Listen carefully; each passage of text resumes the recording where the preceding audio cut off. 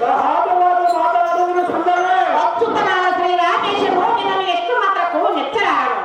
ಮೆಚ್ಚಲಾದರೂ ಚಿಂತೆಯಲ್ಲ, ನೀನು ಮಾತ್ರ ಬಿಡಲಿಲ್ಲ. ಸುಮ್ಮನೆ ಎನ್ನ ಸೆರೆಯನ್ನು ಬಿಟ್ಟು ಹೊರಟು ಹೋಗುವ ಮೂಡ ಹೆಚ್ಚು ಮಾತನಾಡಿ ಕೆಟ್ಟು ಹೋಗಬೇಡ.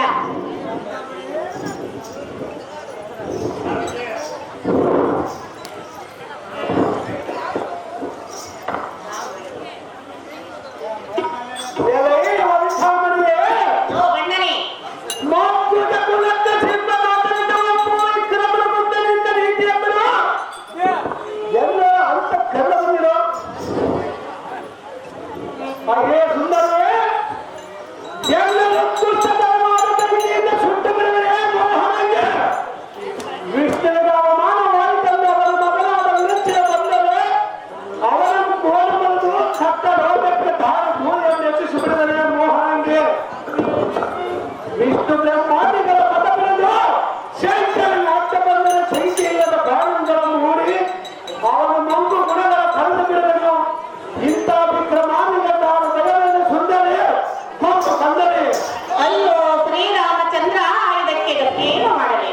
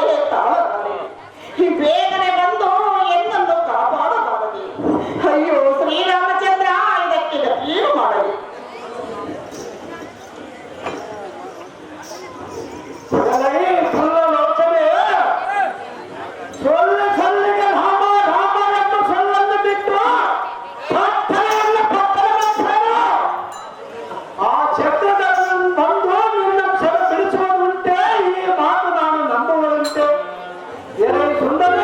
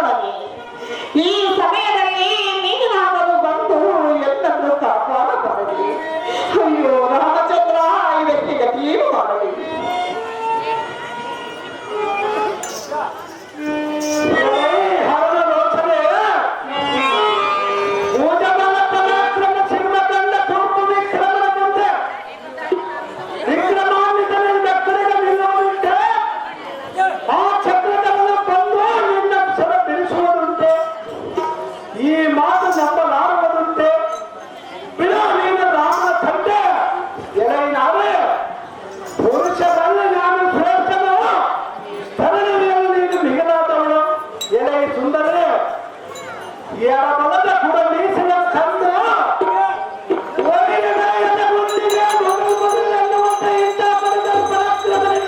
ನಿನ್ನ ಮೈಯಾರದ ಮಾತುಗಳ ಕೇಳುವುದುಂಟೆ. ಎಲೆ ಸುಂದರ, ನಿನ್ನ ಗಂಡನ ಎಂದರೆ ಸಾಧ್ಯ ಚಿಕ್ಕ ಪಾಪದ ಸಭೆಯ ಮೇಲೆ ಕೂಡ. ಎಲೆ ಸುಂದರ,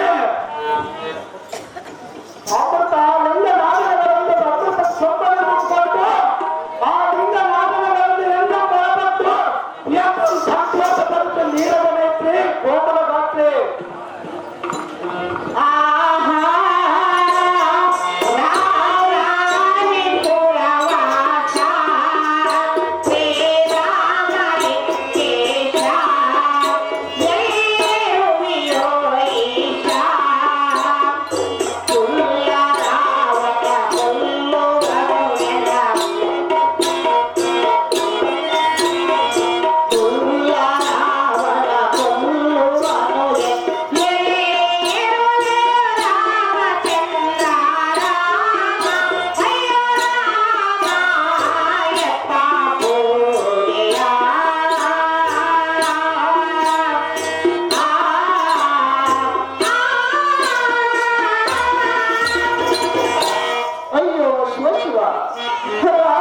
ರಾಮೇಶನು ಎಂದಿಗೆ ಎನ್ನು ಮೇಲೆ ಮುರಿದಂತೆ ತೋರುವುದು. ಅಯ್ಯೋ ಶ್ರೀರಾಮಚಂದ್ರ, ಇದಕ್ಕೆ ಗತಿಯೇನು ಮಾಡುವುದು? ಆಂಜನೇಯ ಸುಗ್ರೀವ, ಆಂಜನೇಯ ಸುಗ್ರೀವ,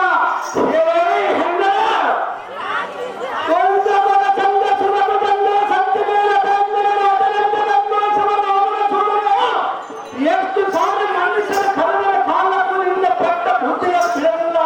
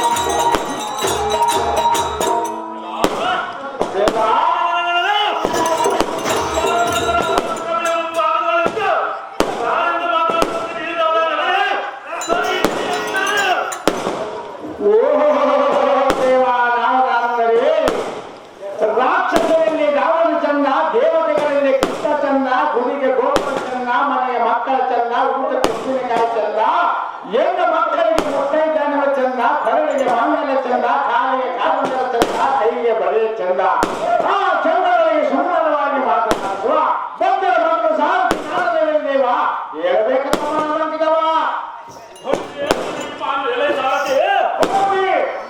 ನಮ್ಮ ನಾಮ ಅದೇ ದೇವ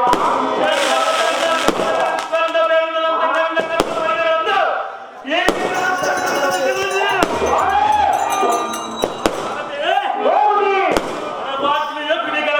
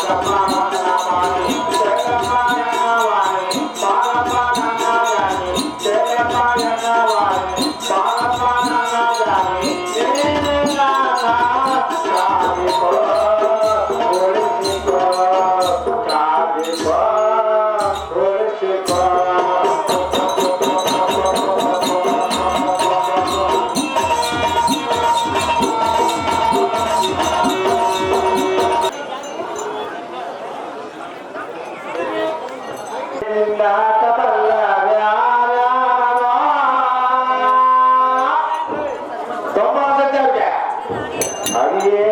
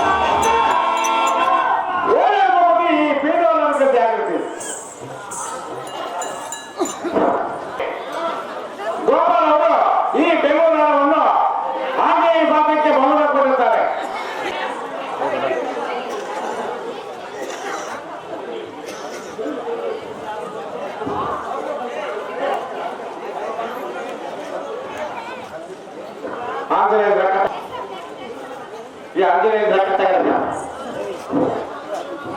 ಆಂಜನೇಯ ರಥ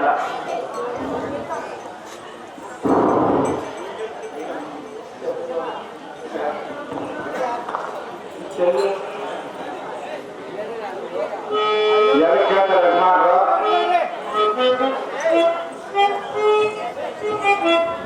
ಹೆಣ್ಣು ಮಕ್ಕಳು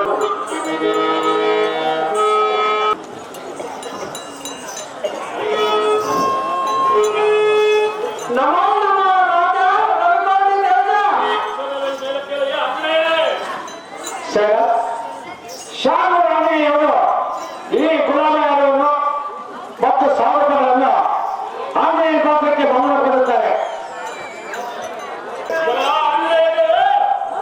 ಅದೇ ರಾಜ ಅದೇ ಚೆನ್ನಾಗಿರುತ್ತದೆ. ಅದೇ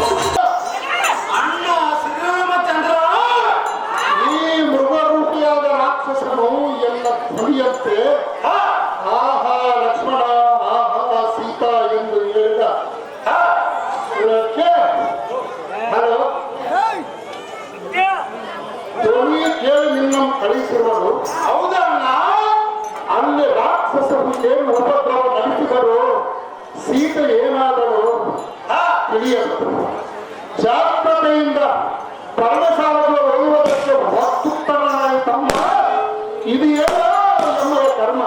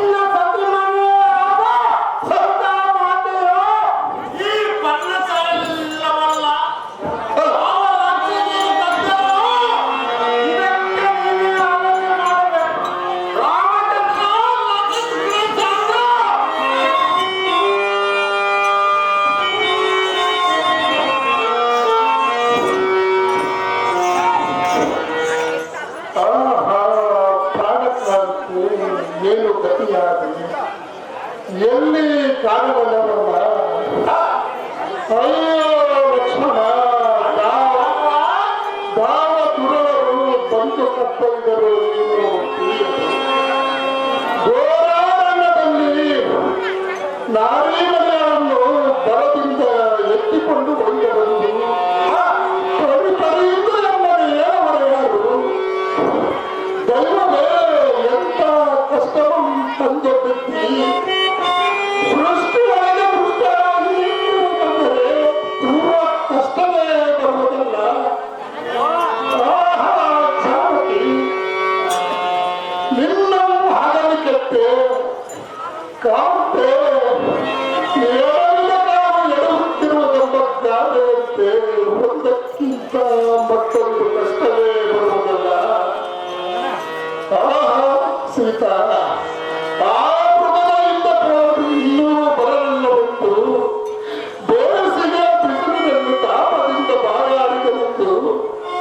ಆತರದಿಂದ ಎಂದ ಮೋದ ಕಾಂತಿಯನ್ನು ಬಿಟ್ಟು ರಾಕ್ಷಸರ ಉಪದ್ರಹ ದೆಸೆಯಿಂದ ನಿನ್ನನ್ನು ಸಾವನಿಟ್ಟು ಹೋದರೆ ನೀನು ಯಾತಕ್ಕೆ ಬಿಟ್ಟು ಬಂದಿದ್ದಲ್ಲ. ಇದೆಯೇನೋ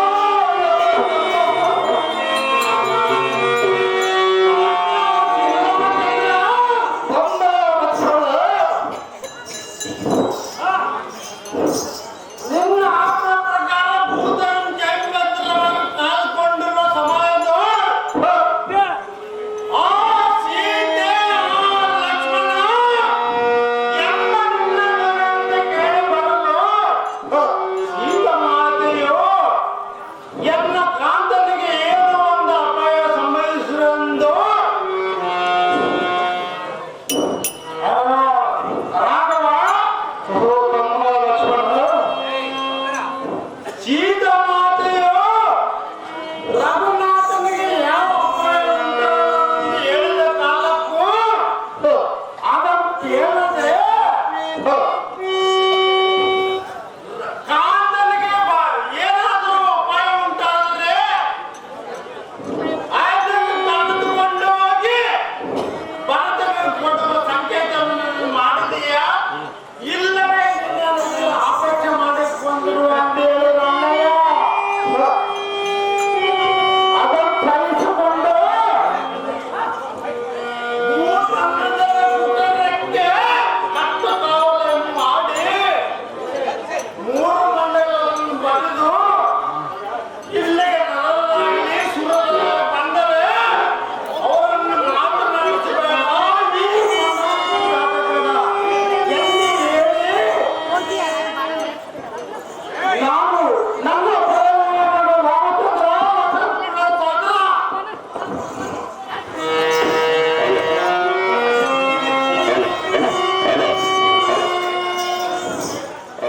ಆಹಾ, ಒಳ್ಳೆಯದೇ. ನಿನ್ನನ್ನು ಬಿಟ್ಟು ನಾನು ಹೇಗೆ ಇರಬಲ್ಲೆ? ನಾನು ಹೀನಭಾಗ್ಯನು. 40 ಸತಿಗಳು ಕೂಡ ಇದರಿಂದ ಅನುಭವಿಸುವುದಕ್ಕೆ ಚಿತ್ತಕ್ಕೆ ಬರಲಿಲ್ಲ. ಆದರೆ ನಾನು ಇದ್ದೂ ಬರಲಿಲ್ಲ. ಆಹಾ, ಸೀತಾ, ನಿನ್ನ ರೂಪ ನಾನು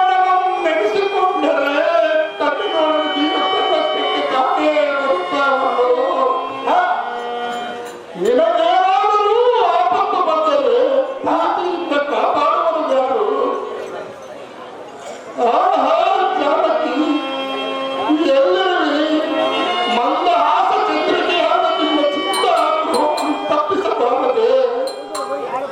ಅಯ್ಯೋ ಕಾಂತೆ, ಎಲ್ಲ ಬಿಟ್ಟು ಯಾಕೆ ಆಗಲಿದೆ? ಏ ಸುಂದರವಾಗಿ ನಿನ್ನ ನಾನು ಎಲ್ಲಿ ಹುಡುಕಲಿ? ಜಾನಕಿ ಎಲ್ಲಿ ಅಡಗಿದಿ? ಎಲ್ಲರ ಅನುವಾದದಿಂದ ಬಂದು ಒಂದಿನ ಮಾತನಾಡಲಾಗಿದೆ. ಆಹಾ ಲಕ್ಷ್ಮಣ, ಹಿಂದೆ ಮುಂದೆ ತೋಚದಂತಾಯಿತು. ಹಾಪಕಾಲದಲ್ಲಿ ಆರ್ಯರು ಧೈರ್ಯವನ್ನು ಅವಲಂಬಿಸಬೇಕೆಂದು ಹಾರನ್ನು ಹೇಳಿದರು. ಲಕ್ಷ್ಮಣ, ನಾವು ಹೇಗೆ ಮಾಡಲು ಈ ಕ್ಷಣ? ಅಣ್ಣ ಶ್ರೀರಾಮಚಂದ್ರ, ಅಮ್ಮ ಲಕ್ಷ್ಮಣ, ಈ ಗೋದಾವರಿ ನದಿಗೆ ಹೋಗಿರೋಳನ್ನು ಸೀತಾದೇವಿಯು ಅಲ್ಲಿಗೂ ನಡಿ ಸೀತಾಪತಿ ಈಗಾಯ್ತಲ್ಲವೇ ನಮ್ಮ ಕತೆ.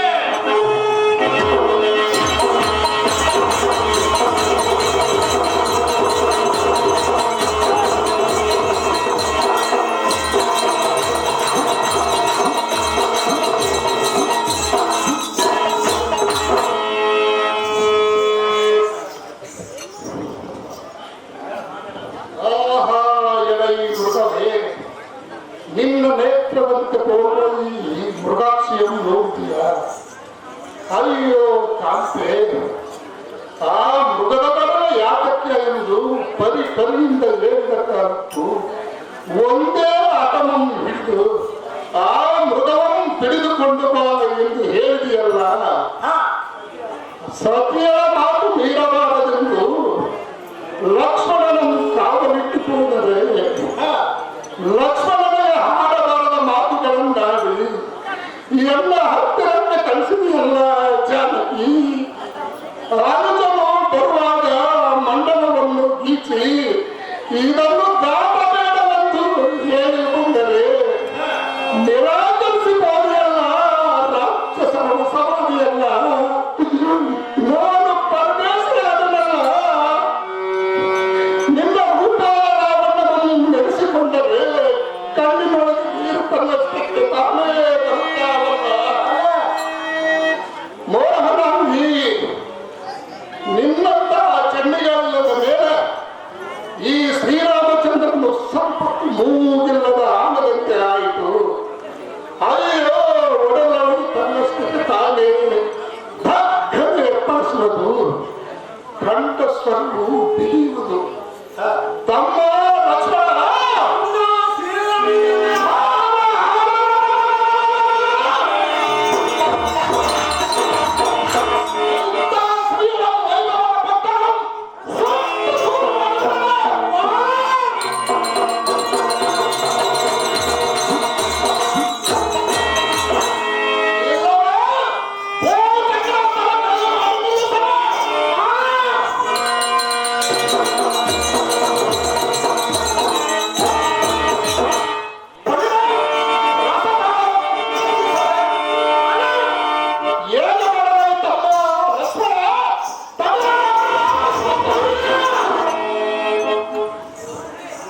ಶುಕ್ರವಾರ ಅಣ್ಣ ಶ್ರೀರಾಮಚಂದ್ರ, ತಮ್ಮ ಲಕ್ಷ್ಮಣ, ನೀವೇ ಈ ರೀತಿ ಶೋಕಿಸಿದ್ದ ಮೈ ಮಾಡ್ತಾರೆ. ನಿನಗೆ ತಕ್ಕ ಉಪಯೋಗ ಹೇಳುವವರು ಸಾಮಾನ್ಯ ಕಥೆಗಳಲ್ಲ. ಶ್ರೀರಾಮಚಂದ್ರ, ತಮ್ಮ ಲಕ್ಷ್ಮಣ, ನೀನು ಸೀತೆಯ ಪ್ರಾಂತದಲ್ಲಿರುವುದನ್ನು ಕಂಡು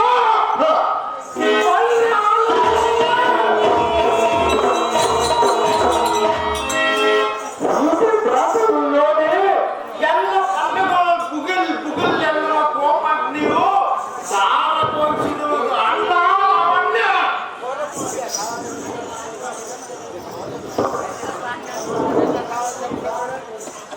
ತಮ್ಮ ಲಕ್ಷ್ಮಣ, ಅಣ್ಣ ಶ್ರೀರಾಮಚಂದ್ರ, ಈ ಭಾಗದೋಳು ನೋಡು. ಮುಕ್ತ ಹರಿಗಳಾದ ಸುರಿಮಣಿಗಳು, ತಪಸ್ವಿಗಳು, ಗರುಡ ಗಂಧರ್ವ ಕಿನ್ನರ ಕಿರಿಪುರುಷ ಹತ್ತ ಸಾಧ್ಯಾದಿ ಸಾಧನೆ ನೋಡು. ಇವರು ದೀಕ್ಷಾಪಾನ ಮಾಡುವವರು, ದೀರ್ಘಾಶವಂತರು, 14 ಸಲ ಸಿಕ್ಕದೇ ಇರುವ ಸ್ವತಂತ್ರರು ಹಾ ತಮ್ಮ ಇಷ್ಟನೋಡು ಲಕ್ಷ್ಮಿಯು ವಸಂತನ ಬಿಟ್ಟು ತನ್ನ ಪುರುಷನ ಅಲಂಕರಿಸಿಕೊಂಡಿರುವಂತೆ ಲೋಕಸಾಕ್ಷಿ ಉಪಕಾರಿಯಾಗಿ ಲಕ್ಷ್ಮೀದಾಸ ಸ್ಥಾನ ಮಾಡಿ ಕಮಲಗಳನ್ನು ಬಂಧವನ್ನು ಬೆಳೆಸುತ್ತಾ ಲೋಕಸಾಕ್ಷಿ ಉಪಕಾರಿಯಾಗಿ ಸೂರ್ಯನನ್ನು ಕಳಗುಂದಿಸಿ ಉಡುವುದಕ್ಕೆ ಒಲಿಯುವುದಕ್ಕೆ ಗತಿಯಿಲ್ಲದ ಬಡವರಾಗಿರುವ ಪ್ರಾಣಿಗಳನ್ನು ನೋಡಿದೀಯ ಸೌಮಿತ್ರ ಚಳೆಯನ್ನು ವ್ಯಕ್ತಪಡಿಸಿ ಪ್ರಾಣಿಗಳನ್ನು ಹಿಂಸೆ ಮಾಡುವ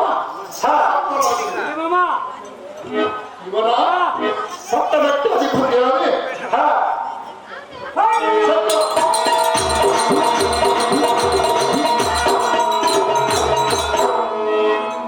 ಸೆತ್ತನಾದ ನಮ್ಮ ಕಾಣಬಹುದು ಇಂಥ ಮನೋಹರ ಕಾಲದಲ್ಲಿ ಸೀತೆಯನ್ನು ಬಿಟ್ಟು ನಾವು ಉತ್ತಮ ಉತ್ತಮ ಪರಿಸ್ಥಿತಿಗಳು ಕಾಲಗತಿಯನ್ನು ಮೀರಿದವರು ಯಾರೂ ಇಲ್ಲ ಸೀತೆಯೊಡನೆ ನಾವು ಎಂದಿಗೆ ಸೇರುವ ತಮ್ಮ ಲಕ್ಷ್ಮಣ ಸೀತಾ